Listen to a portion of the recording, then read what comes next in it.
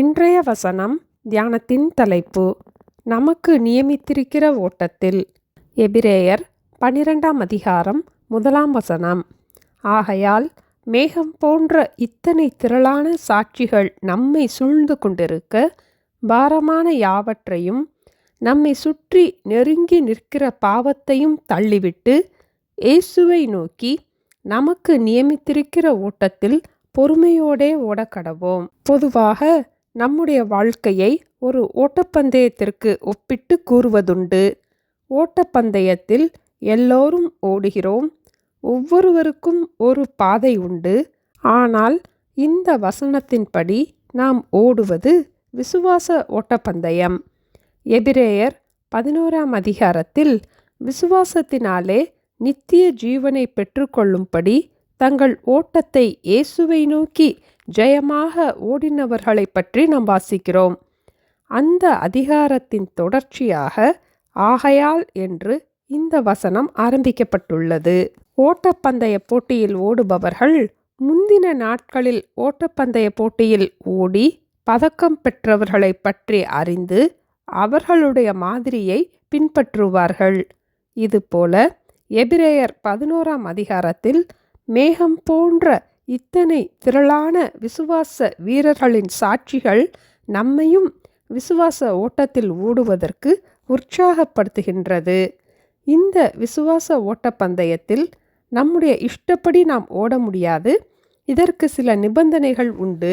பாரமான யாவற்றையும் நம்மை சுற்றி நெருங்கி நிற்கிற பாவத்தையும் தள்ளிவிட்டு நாம் ஓட வேண்டும். நமக்கென்று நியமித்திருக்கிற ஓட்டத்தில் இயேசுவை நோக்கி பொறுமையோடு ஓட வேண்டும். எல்லா சூழ்நிலைகளிலும் நம்முடைய விசுவாசத்தை நாம் காத்து கொள்ள வேண்டும். காரணம் 1 பேதுரு 1ஆம் அதிகாரம் 7ஆம் வசனத்தில் நம்முடைய விசுவாசம் பொன்னை பார்க்கிலும் அதிக விலையேற பெற்றது என்று வாசிக்கிறோம். ஒரு சிறு சம்பவத்தின் மூலம் இதை நாம் எளிதாக புரிந்து கொள்ளலாம். பல ஆண்டுகளுக்கு முன்பு ஒரு கிராமத்தில் ஒரு சிறுமி தன் பெற்றோரோடு வாழ்ந்து கொண்டிருந்தாள். அவளுடைய பாட்டி சிறிய நதி அருகேயுள்ள வீட்டில் கோழிப்பண்ணை வைத்திருந்தார்கள். இந்த சிறுமி விடுமுறை நாட்களில் பாட்டி வீட்டிற்கு சென்று முட்டைகளை வாங்கி வந்து அவள் வீட்டில் வைத்து அருகிலுள்ள வீடுகளுக்கு சென்று விற்று வந்தாள். இந்த வருமானம் அவர்களுக்கு மிகவும் உபயோகமாக இருந்தது. அந்த கிராமத்து பிள்ளைகள் தினந்தோறும் அருகிலுள்ள அந்த சிறிய நதிக்கு சென்று தண்ணீர் எடுத்து வருவதுண்டு. இந்த சிறுமியும் தண்ணீர் எடுப்பதற்காக செல்வாள்.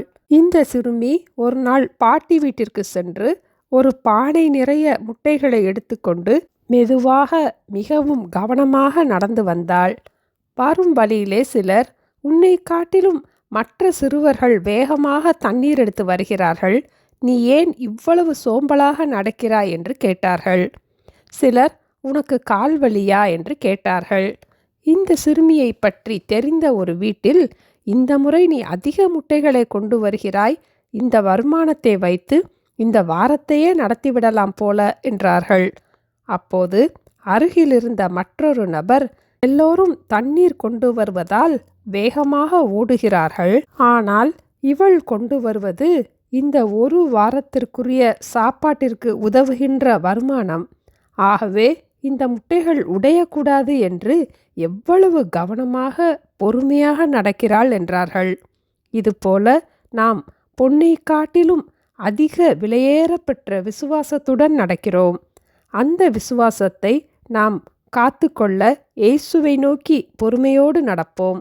பவுலும் கூட தன்னுடைய கடைசி நாட்களில், நல்ல போராட்டத்தை போராடினேன், ஓட்டத்தை முடித்தேன், விசுவாசத்தை காத்து கொண்டேன் என்று 2 தீமோத்தேயு 4ஆம் அதிகாரம் 7ஆம் வசனத்தில் கூறினார்.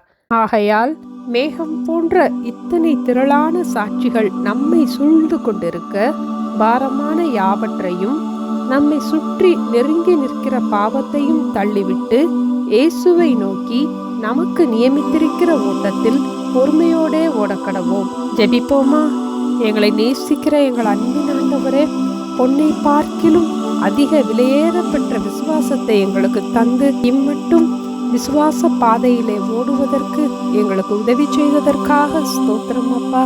ஒவ்வொரு நாளும் பாரமான யாவற்றையும் எங்களை சுற்றி நெருங்கி நிற்கிற பாவத்தையும் நாங்கள் தள்ளிவிட்டு இயேசுவை நோக்கி எங்களுக்கு நியமித்திருக்கிற ஓட்டத்தில் பொறுமையோடு ஓடுவதற்கு எங்களுக்கு பலன் தர வேண்டுமாய் ஜெபிக்கிறோம் அப்பா. எங்களுடைய விசுவாசத்தை தடுமாற செய்கிற சூழ்நிலைகளிலும் எங்களுடைய விசுவாசத்தை நாங்கள் காத்து கொண்டு இயேசுவை நோக்கி எங்களுடைய ஓட்டத்தை ஜெயமாக ஓடி நித்திய ஜீவனை பெற்றுக்கொள்ள எங்களுக்கு உதவி செய்ய வேண்டுமாய் இயேசுவின் நாமத்தில் ஜெபிக்கிறோம் பிதாவே. ஆமேன். Thank you. Have a blessed day.